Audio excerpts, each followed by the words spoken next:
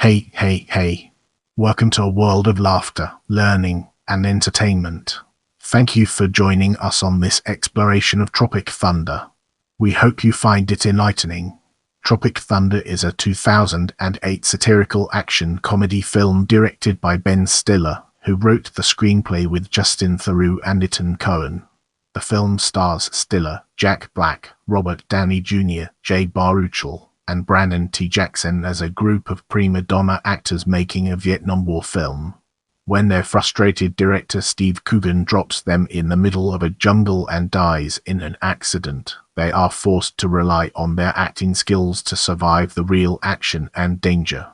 Tropic Thunder parodies many prestigious war films, specifically those based on the Vietnam War, the Hollywood studio system, and method acting. The ensemble cast includes Nick Nolte, Danny McBride, Matthew McConaughey, Bill Hader, and Tom Cruise.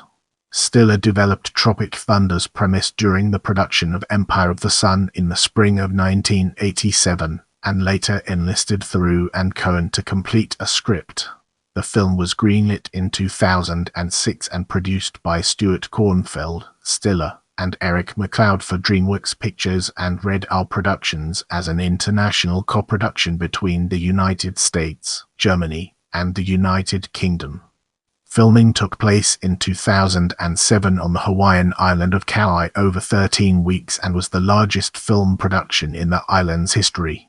The extensive marketing campaign included faux websites for 3 of the main characters and their fictional films, a fictional television special, and selling the energy drink advertised in the film, Booty Sweat. Tropic Thunder was released in the United States on August 13, 2008. It received generally positive reviews for its characters, story, faux trailers, and cast performances, with Downey Jr. being the most positively praised for his performance. However, the depiction of people with disabilities and the use of blackface makeup attracted controversy. The film opened at the top of the American box office and retained the #1 position for 3 consecutive weeks, ultimately grossing more than $195 million worldwide before its release on home media on November 18, 2008. Downey was nominated for an Academy Award, a BAFTA Award, and a Screen Actors Guild Award, while both he and Cruise received nominations for a Golden Globe Award. In this chapter, we'll be unraveling the enigma plot and discovering its transformative power. Hook-handed Vietnam veteran Staff Sergeant John Forleaf Tabak's memoir Tropic Thunder is being made into a film. Except for supporting actor Kevin Sandusky, the cast-faded action hero Tug Speedman, overbearing 5-time Academy Award-winning Australian method actor Kurt Lazarus, closeted gay rapper Al Pacino, and drug-addicted comedian Jeff Portnoy all cause problems for the inexperienced director Damien Cockburn, who cannot control them, resulting in a $4 million pyrotechnics scene being wasted. With the project months behind schedule, studio executive Les Grossman gives Damien an ultimatum: get the cast under control, or the project will be cancelled. On Forleaf's advice, Damien drops the actors into the middle of the jungle, with hidden cameras and rigged special effects explosions to reshoot the film guerrilla style. The actors have guns that fire blanks, along with a map and scene listing that will lead to a helicopter waiting at the end of the route. Unknown to the actors and production, the group has been dropped in the middle of the Golden Triangle, the home of the heroin-producing Flaming Dragon Gang. Just as the group is about to set off, Damien inadvertently steps on an old landmine and is blown up, stunning the actors. Tug, believing Damien faked his death to encourage the cast to give better performances, assures the others that he is alive and that they are still shooting the film. Kirk is unconvinced but joins them in their trek. When Forleaf and pyrotechnics operator Cody Underwood try to locate the deceased director, they are captured by Flaming Dragon guards. Forleaf is revealed to have hands. He confesses to Underwood that he actually served in the Coast Guard, has never left the United States, and that he wrote his memoir as a tribute. As the actors continue through the jungle, Kirk and Kevin, the only actor who bothered to properly prepare for his role, discover that Tug is leading them in the wrong direction. The resulting argument ends with Kirk leading the rest of the cast back toward the resort they are staying at as an increasingly delirious Tug is captured by the Flaming Dragon guards. Taken to their base, Tug believes it is a POW camp from the script. He is then brought forward to the gang's boss, the 12-year-old Tran, who discovers that Tug is the star of their favorite film, the box office bomb Simple Jack, and forces him to reenact it several times a day, leading him to become brainwashed. Meanwhile, in Los Angeles, Tug's agent, Rick Peck, confronts Les over an unfulfilled term in Tug's contract that entitles him to a TiVo. Flaming Dragon calls during the discussion and demands a ransom for Tug, but Les instead delivers a profanity-laden death threat. Les is uninterested in rescuing Tug and is instead delighted at the prospect of a large life insurance payout if the actor dies. He attempts to bribe Peck with the promise of a Gulfstream V-jet and lots of money. Kirk, Alpa, Jeff, and Kevin discover Flaming Dragon's heron factory. After witnessing Tug being tortured, they plan a rescue attempt based on the film's script. Kirk impersonates a farmer towing a captured Jeff on the back of a water buffalo, distracting Tran and his guards so Alpa and Kevin can infiltrate and find the prisoners. Kirk's insistence on following the script's poor writing causes his story to quickly fall apart.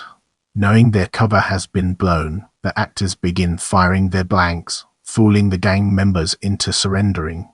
Their control of the gang falls apart when Jeff grabs Tran and forces him at gunpoint to lead him to the heron supply. The four actors locate for Leaf, Underwood, and Tug and cross a bridge rigged to explode to get to Underwood's helicopter. Tug initially remains behind, believing Flaming Dragon to be his family, but runs back screaming, chased by an angry horde of soldiers. For Leaf destroys the bridge, rescuing Tug, but as the helicopter takes off, Tran fires an RPG at the helicopter. Rick unexpectedly stumbles out of the jungle and saves them by throwing a TiVo box into the rocket's path. The crew return to Hollywood, and footage from the hidden cameras is compiled into the feature film Tropic Thunder, which becomes a major critical and commercial success. The film wins Tug his first Academy Award, which Kirk presents to him at the ceremony. As we enter this new phase, let's uncover the impact of cast on our broader topic. Ben Stiller as Tug Speedman, once the highest-paid, highest-grossing action film star ever due to his Scorcher franchise. His career has stalled, and he now has a reputation for appearing in nothing but box office bombs. After drawing negative coverage for his portrayal in Simple Jack, in which he plays a mentally challenged farm boy who can talk to animals, he takes the role of Four-Leaf Tayback in an attempt to save his career. Tug's faux trailer at the film's start is a preview for Scorcher 6, Global Meltdown, the latest in his series and a spoof of long-running summer action blockbuster franchises. Jack Black as Jeff Portney, a drug-addicted comedian actor well known for portraying multiple parts in films that rely on toilet humor, particularly jokes about flatulence. In the film within a film, he plays a raspy-voiced soldier named Fats. He fears filmers only find his movies funny because of his thoughts and nothing else.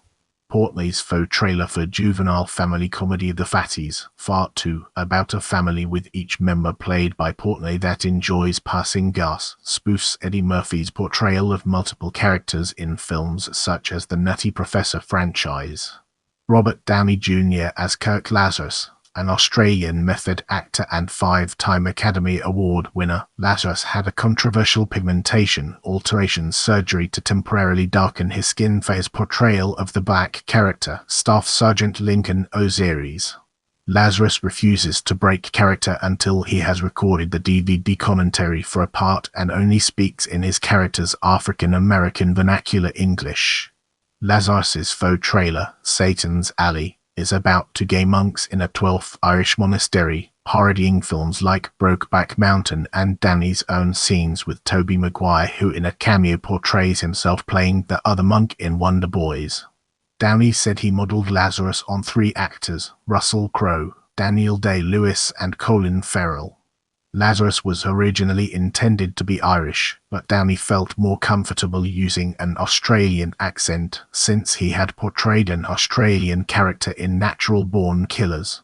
Makeup effects creator Rick Baker designed and created Downey's Osiris makeup, while John Blake and Greg Nelson handled the on-set application. Nick Nolte as Four-Leaf Tabak, the author of Tropic Thunder, a fake memoir of his war experiences on which the film within a film is based. He suggests the idea of dropping the actors in the middle of the jungle to get them looking and feeling like soldiers lost in a foreign land. Steve Coogan as Damien Cockburn, the inexperienced British film director who is unable to control the actors in the film. The character was partly inspired by Richard Stanley and his experience of directing the 1996 film The Island of Dr. Moreau with Val Kilmer and Marlon Brando.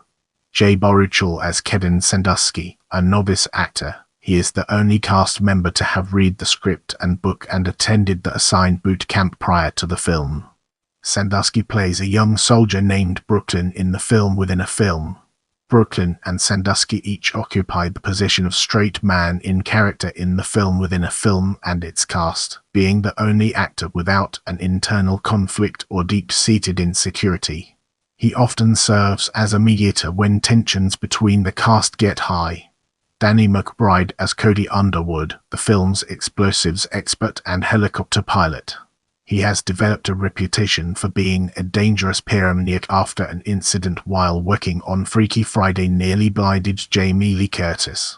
Brandon T. Jackson as Al Pacino, a closeted homosexual rapper who is attempting to cross over into acting, portraying a soldier named Motown, while promoting his Bust a Nut Candy bar and Booty Sweat energy drink.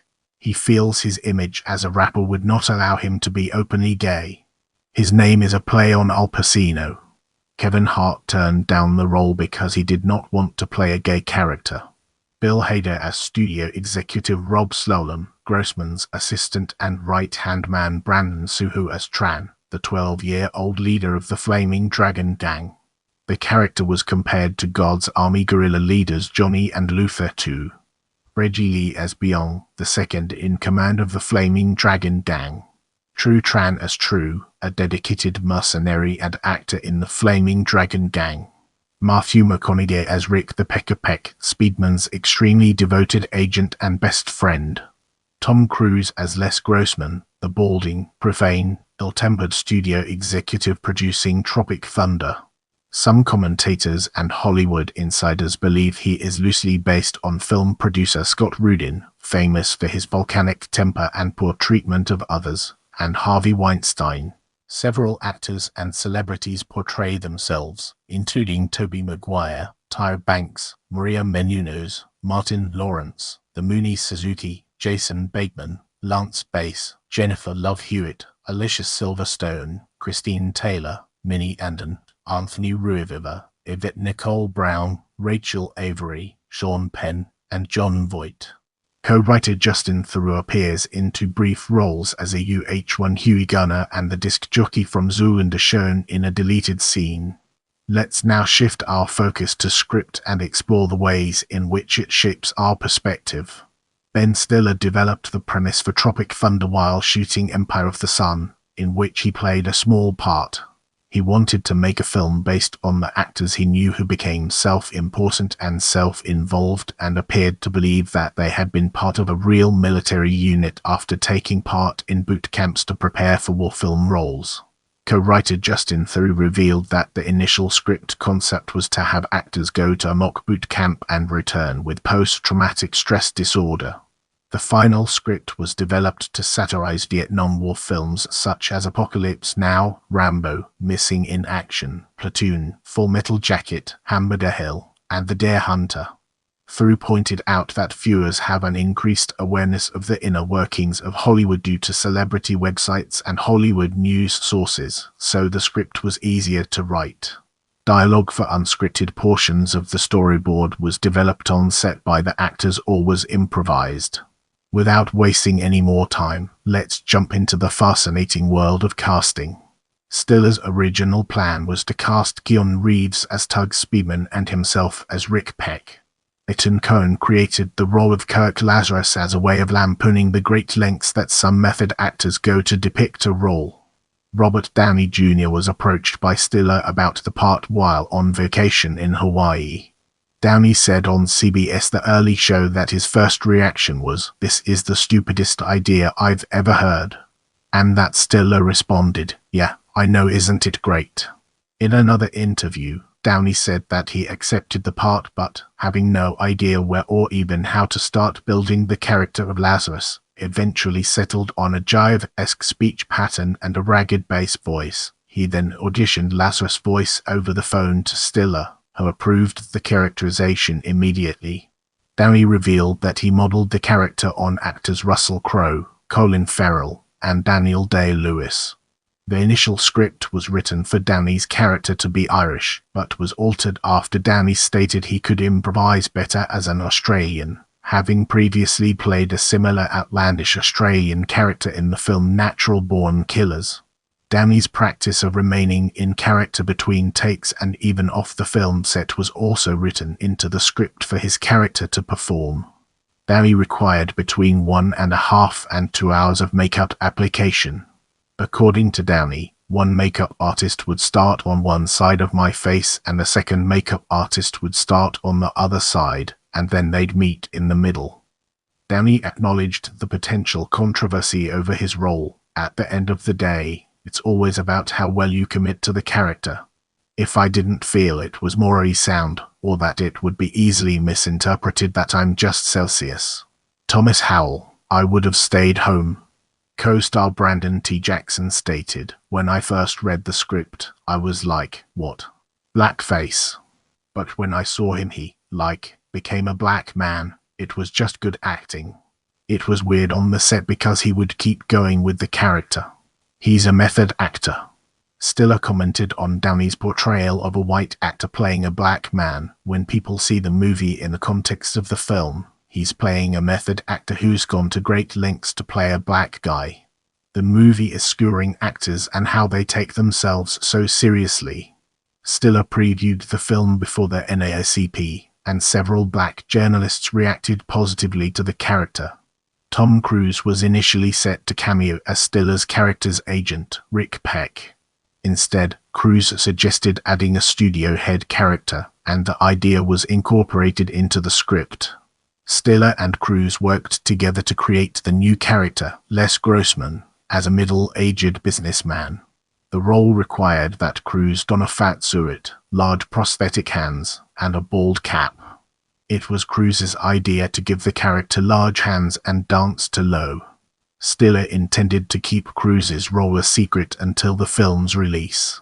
In addition, Paramount Pictures refused to release promotional pictures of Cruise's character to the media. In November 2007, images of Cruise wearing a bald headpiece and a fat suit appeared on Inside Edition, as well as on the internet. Cruise's attorneys threatened a lawsuit if photos showing Cruise in costume were published. They approached various sites that were hosting the image and quickly had it removed. A representative for Cruise stated, "Mr. Cruise's appearance was supposed to be a surprise for his fans worldwide. Paparazzi have ruined what should have been a fun discovery for moviegoers." The photography agency INF, who debuted the image, responded with a statement, "While these pictures were taken without breaking any criminal or civil laws, we've decided to pull them from circulation effective immediately." Serving as a last-minute replacement, Tobey Maguire was available to be on set for only 2 hours to film his scenes in Satan's Alley. Downey said he was amazed Maguire would agree to do the film and felt like they were creating a karmic payoff for their scenes together in the 2000 film Wonder Boys, where Downey's character has a one-night stand with Maguire's character. After Cruise vacated the role of Rick Peck, Owen Wilson was cast to play the part. Following his suicide attempt in August 2007, Wilson dropped out of the film and was replaced by Matthew McConaughey. As we progress through this video, let's now turn our gaze towards filming. Southern California and Mexico were considered for the main unit filming, but Stiller selected the Hawaiian island of Kauai where he has a home for the majority of the shooting. Kauai was chosen over Mexico because a tax credit was negotiated with the Kauai Film Commission for in-state spending. Cinematographer John Toll stated that the island was also selected for its similarity to Vietnam, based on its dense foliage, variety of terrains, and weather. Kauai was first scouted as a possible location to film Tropic Thunder in 2004. Stiller spent more than 25 hours over 6 weeks exploring the island, using all-terrain vehicles, boats, and helicopters. DreamWorks gave the green light for filming in 2006, but pre-production lasted for 6 months, most of this time spent on scouting additional locations for filming. Filming occurred on sets at Universal Studios in Hollywood for the Los Angeles and interior scenes. Tropic Thunder was the first major studio production on Kauai in 5 years. It is the largest production filmed on the island to date, and contributed more than $60 million to the local economy. Tim Ryan, the executive editor of Hawaii Film and Video magazine, commented on the filming on the island, "I think Tropic Thunder will give Kauai much needed and long-idled publicity in the production arena. It should put Kauai back on the production consideration radar." Preliminary production crews were on the island starting in December 2006, and principal photography began in July 2007, with filming lasting 13 weeks over 7 separate locations on the island. Much of the filming took place on private land as well as conservation status designated areas. Casting calls on the island sought 500 residents to portray the villagers in the film. 2 units shot simultaneously on the island from the ground, and an aerial unit shot from helicopters. Many of the sets and the bridge used for one of the final scenes were built in 3 months. The island's erratic weather hampered filming with rain and lighting. The crew also faced complications in moving the equipment and cast due to the difficult terrain. The film advising company Warriors Inc. was enlisted to ensure that the war scenes looked authentic, including the attire worn by the actors. Former members of the U.S. military taught the actors how to handle, fire, and reload their weapons, as well as to perform various tactical movements. The opening war scene was filmed over 3 weeks and required 50 stuntmen. Animatics were used to map out the necessary camera angles for filming. Now, let's redirect our focus towards effects and discover its significance in our narrative. 6 companies working on different scenes and elements created 500 shots of visual effects in the film.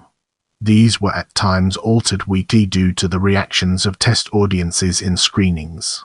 CIS Visual Effects Group assisted with the Scorcher VI faux trailer and 20 additional shots for the home media release. To expand on the comedy in the film, some of the explosions and crashes were embellished to look more destructive. The visual effects supervisor Michael Fink reflected on the exaggerated explosions. "We worked really hard to make the CG crashing helicopter in the hot landing sequence look real." Ben was adamant about that, but at the same time he wanted the explosion to be huge. "When you see it hit the ground, it was like it was filled with gasoline."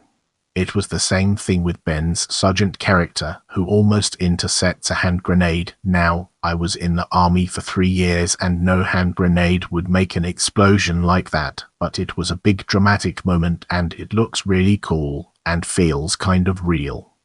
Filming the large napalm explosion in the opening scene of the film required a 450-foot row of explosive pots containing 1,100 usul of gasoline and diesel fuel.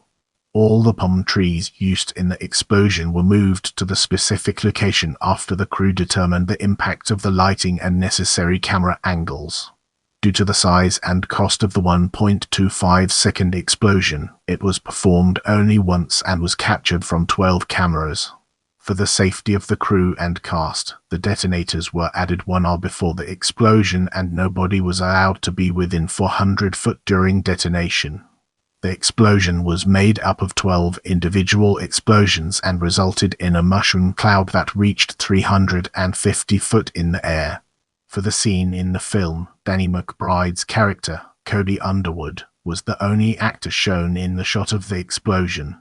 All the other characters were added digitally. The explosion of the bridge in one of the final scenes used 9 cameras to capture the shot, and the crew was required to be 3,000 foot away for their safety. As we venture forward, let's take a closer look at promotion and its impact on our understanding. A trailer for the film was released in April 2008. The Calgary Herald gave it a rating of, commenting, "This could either be good or very, very bad." Gary Sussman of Entertainment Weekly questioned whether the film would turn into precisely the kind of bloated action monstrosity that it's making fun of. The trailer received the Best Comedy Trailer Award at the 9th Annual Golden Trailer Awards. DreamWorks also released a red band trailer, the first of its kind used by the studio to promote one of its films. Stiller, Downey, and Black appeared on the 7th season finale of American Idol in a sketch as the Pips performing with Gladys Knight via archival footage. The 3 actors also later performed a sketch at the 2008 MTV Movie Awards which featured the actors attempting to create a successful viral video to promote the film with awkward results. In September 2008, Stiller and Downey attended the San Sebastian International Film Festival to promote the film. A screening was shown, but it was not chosen to compete against the other films at the festival. Between April 2008 and the film's commercial release in August 2008, the film had over 250 promotional screenings. On August 3, 2008, Stiller, Downey, and Black visited Camp Pendleton, a U.S. Marine Corps base in California, to present a screening to over 1,000 military members and their families. The screening was on behalf of the United Service Organizations and included the actors heading to the screening by helicopter and Humvees. On August 8, 2008, a special 30-minute fictional true Hollywood story aired about the making of Tropic Thunder. In video games, a themed scavenger hunt was incorporated into Tom Clancy's Rainbow Six, Vegas 2, and Stiller allowed his likeness to be used in the online Facebook application game based on the film. As a tie-in for the film's release, Paramount announced it would market the energy drink known in the film as Booty Sweat. Michael Corcoran, Paramount's president of consumer products, commented on the release, "We're very excited, because it has the potential to live for quite a while, well beyond the film." The drink was sold in college bookstores, on Amazon.com, and at other retailers.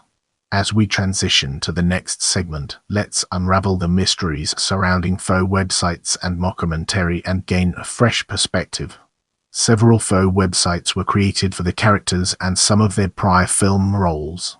A website for Simple Jack, a faux film exhibited within the film, was removed by DreamWorks on August 4, 2008 due to protests from disability advocates.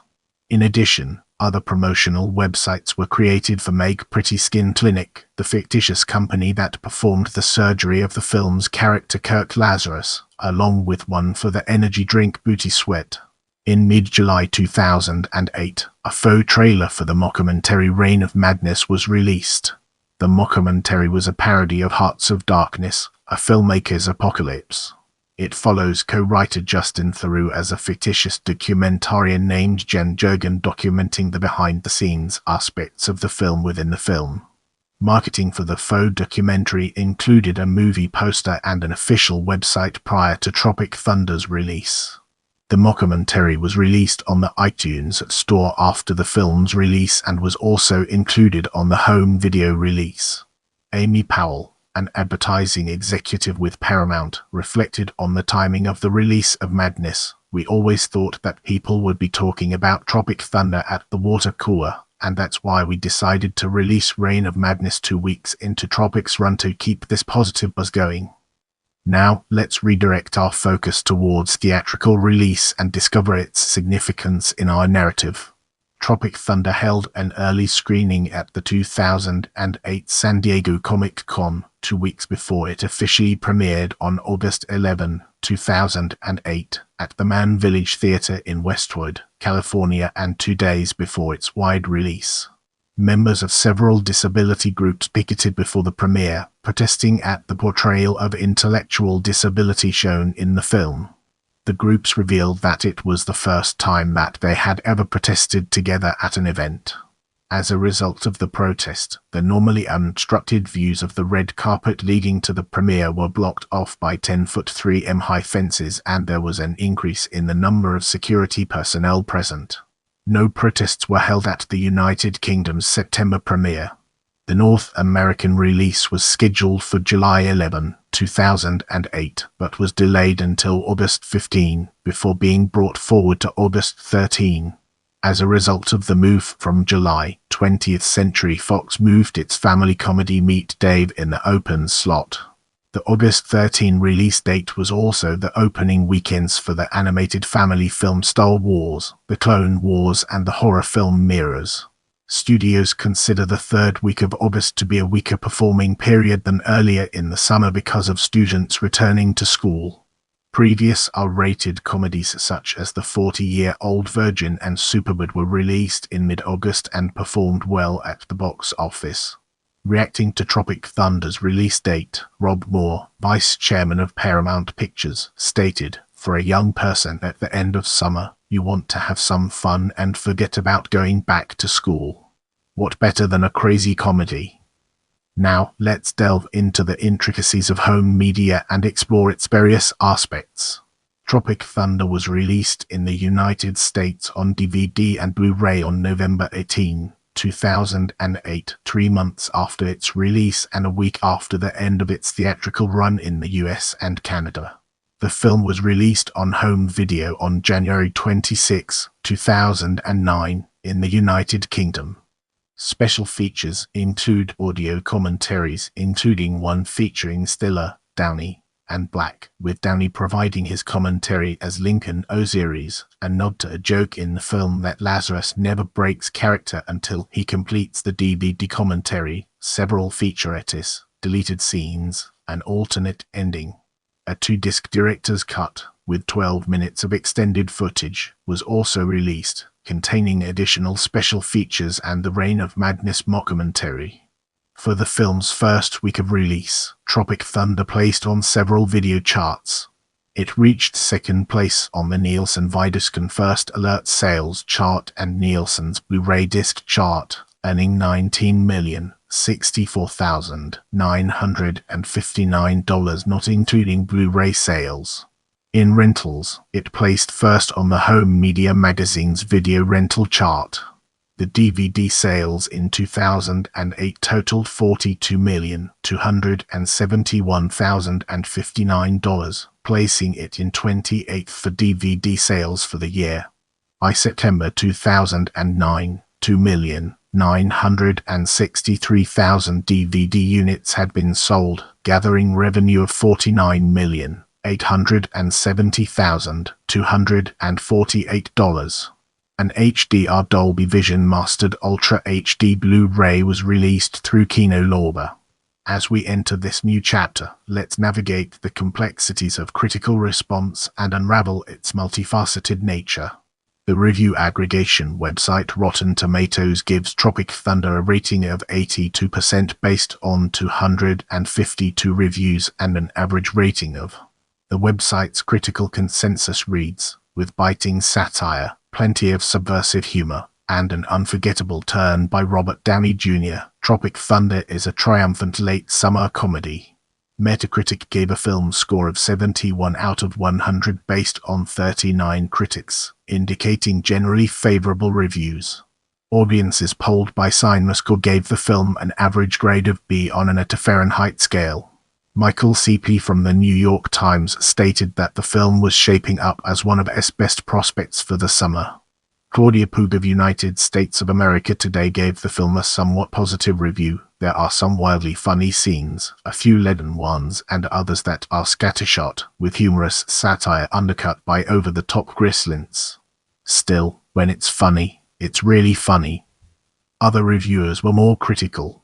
Todd McCarthy's review in Variety stated, "Apart from startling, out-there comic turns by Robert Downey Jr. and Tom Cruise, however, the antics here are pretty thin, redundant and one-note." Glenn Kenny of Rogebacum said that the film was intermittently amusing but entirely smug and hateful. Rick Groen of the Globe and Mail said that it was an assault in the guise of a combo. Watching it is like getting mugged by a clown. J.R. Jones of Chicago Reader stated, "The rest of the movie never lives up to the hilarity of the opening, partly because the large-scale production smothers the gags, but mostly because those gags are so easy to smother."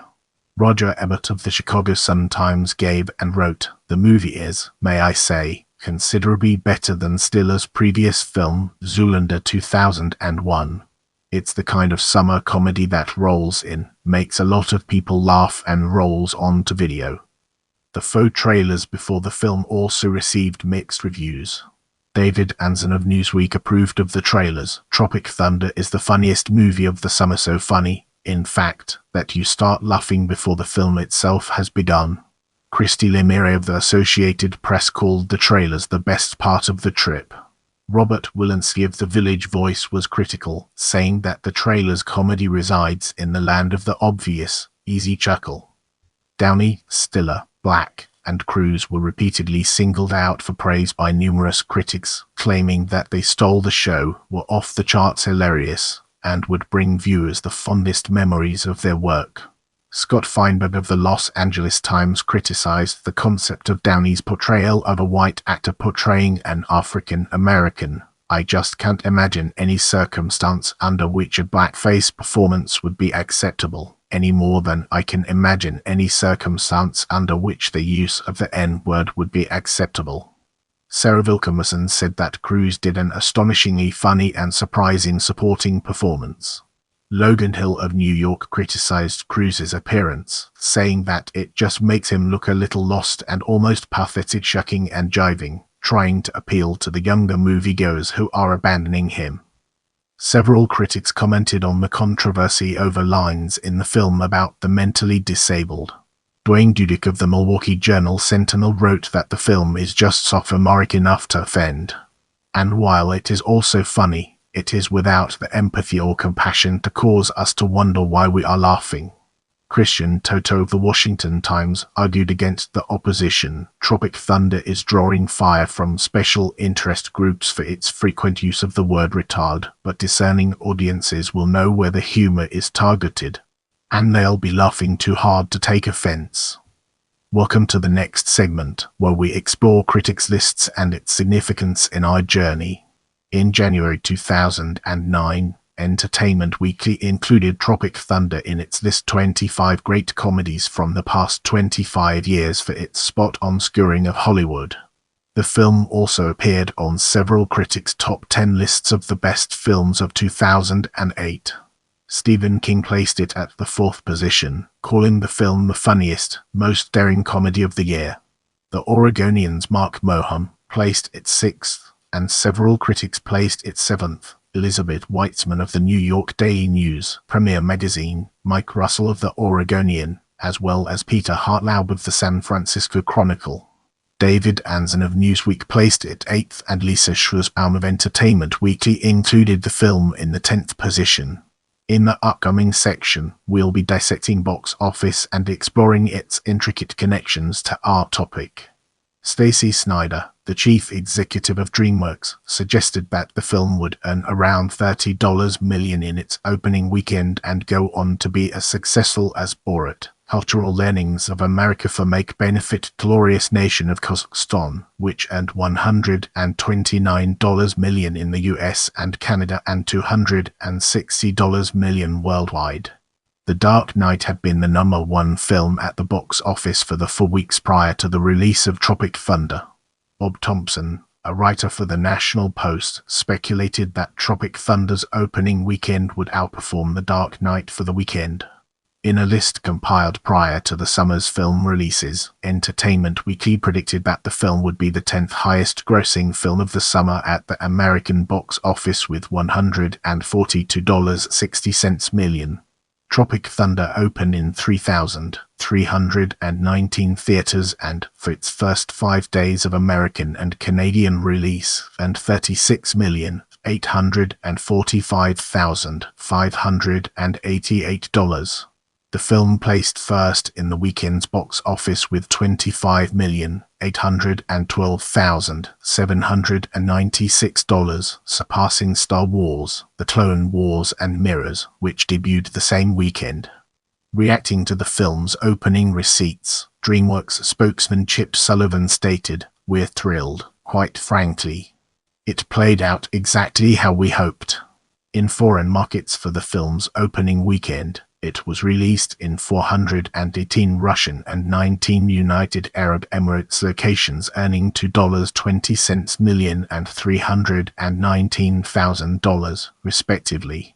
The film maintained its #1 position at the American and Canadian box office for the following 2 weekends, making it the second film in 2008 after The Dark Knight to hold the #1 position for more than 2 consecutive weekends. The film's widest release was in 3,473 theaters, placing it in the top 25 widest releases in the US for 2008. For 2008, the film was the 5th highest-grossing domestic R-rated film.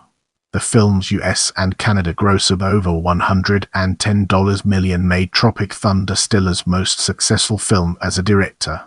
The film has had gross receipts of $110,515,313 in the US and Canada and $85,187,498 in international markets for a total of $195,702,811 worldwide. Let's now enter the realm of accolades and discover the fascinating stories it has to tell.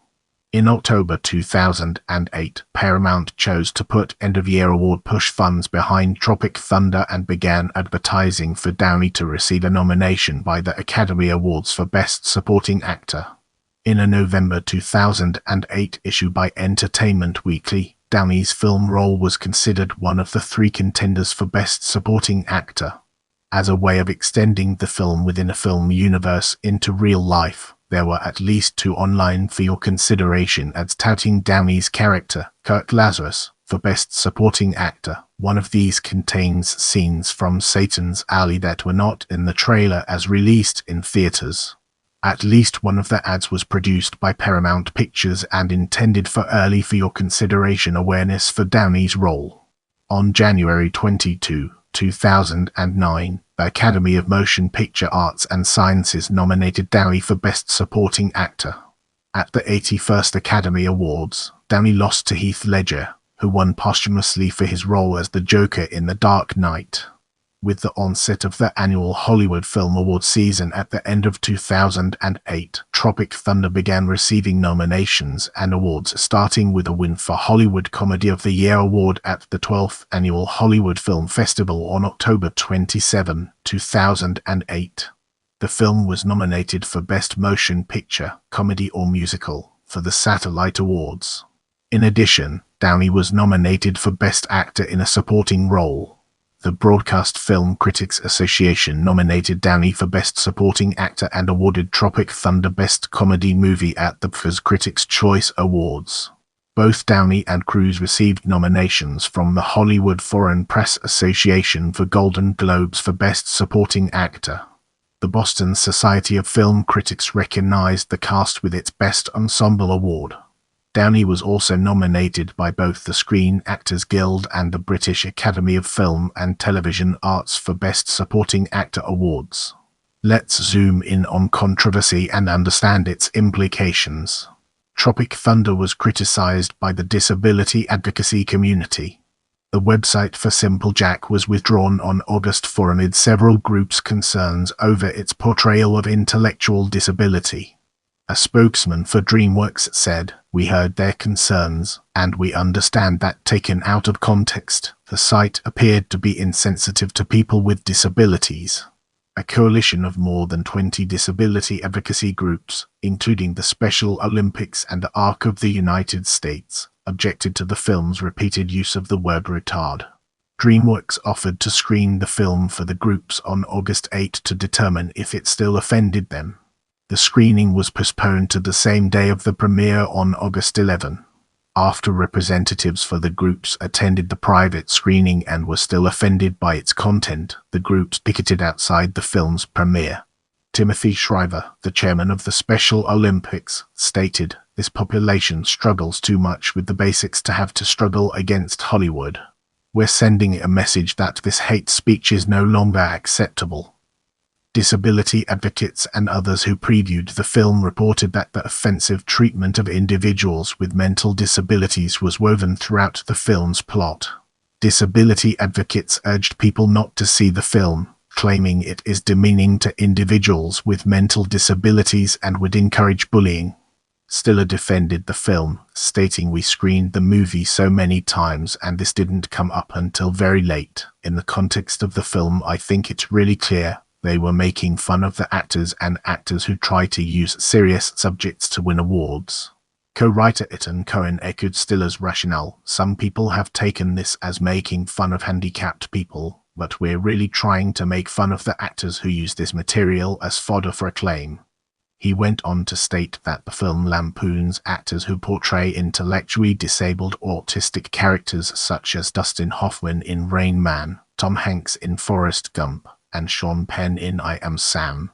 A DreamWorks spokesman did not directly respond to the criticism, claiming that Tropic Thunder is an R-rated comedy that satirizes Hollywood and its excesses and makes its point by featuring inappropriate and over-the-top characters in ridiculous situations. The film's advertising was altered, but none of the scenes in the film were edited as a result of the opposition. In response to the controversy, the director's cut of the DVD but not the Blu-ray includes a public service announcement in the special features that discourages use of the word retard. Another aspect that drew warning before the release of the movie and criticism afterwards was Downey Jr. playing a white Australian actor who dons blackface as part of his method acting the role of an African-American man. He responded by pointing out that this was a case of donning blackface in order to point out how wrong it is. Others have pointed out that the wrongness of blackface is addressed within the movie itself by an actual African American, and that the climax of the movie pins on Downey Jr.'s shedding of his method acting. In this way, the movie mocks rather than embrace both blackface and the extreme and ridiculous things method actors sometimes do for their roles. Some have alleged that the film's characterization and the non-Jewish Tom Cruise's portrayal of the Jewish character Les Grossman is anti-Semitic. In addition to his Jewish name, the character of Grossman also references the Jewish holiday of Purim. Critics have also referred to this performance as Jewface as early as 2008, calling it vulgar and exploitation. Others, however, including the Street Louis Jewish Light, which referenced Tropic Thunder in particular, noted that Jewface was a riff on the practice of blackface and is nowhere near its equivalent. Cruise was largely responsible for the final form Grossman took, including using him as an additional villain, the hairiness of the character, and the fat hands. In February 2023, Stiller defended Tropic Thunder on his Twitter account by stating he had no apologies and that he is proud of it and the work everyone did on it. Stiller's defense was a response to a fan of the film who suggested that the former cease apologizing for making the film in light of cancel culture. Now, let's shift our focus to soundtrack and embark on an intellectual exploration of its various dimensions. Tropic Thunder's score and soundtrack were released on August 5, 2008, the week before the film's theatrical release. The score was composed by Theodore Shapiro and performed by the Hollywood Studio Symphony. William Ruhlman of AllMusic gave the score a positive review, stating it is an affectionate and knowing satire of the history of Hollywood action movie music, penned by an insider.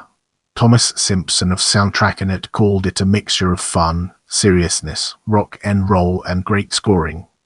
5 songs come on: Feel the Noise by Quiet Riot, Sympathy for the Devil by the Rolling Stones, For What It's Worth by Buffalo Springfield, Low by Flo Rida and T-Pain, and Get Back by Ludacris were not present on the soundtrack despite appearing in the film. The soundtrack features songs from The Temptations, MC Hammer, Creedence Clearwater Revival, Edwin Starr, and other artists. The single name of the game by the Crystal Method, featuring Ryu, has an exclusive remix on the soundtrack. The soundtrack debuted 20th on Billboard's Top Soundtracks list and peaked at 39th on its Top Independent Albums list. James Christopher Munger of AllMusic compared the music to other films' soundtracks such as Platoon, Full Metal Jacket, and Forrest Gump and called it a fun but slight listen that plays out like an old latest K-Tel compilation with a few bonus cuts from the future. Get ready for an enlightening exploration as we dig into possible spin-off and understand its role in the broader context. Crews reprised his character Les Grossman for the 2010 MTV Movie Awards. A spin-off film centering on Grossman was announced in 2010. A script has been written by Michael Bacall. In 2012, Bacall said the film will explore the origin of Grossman's anger issues. As of 2022, Crews and frequent collaborator Christopher McQuarrie are developing the spin-off, though it is not clear whether Grossman will be the protagonist or a supporting character. I appreciate your time and I'm grateful for every like, comment, and share.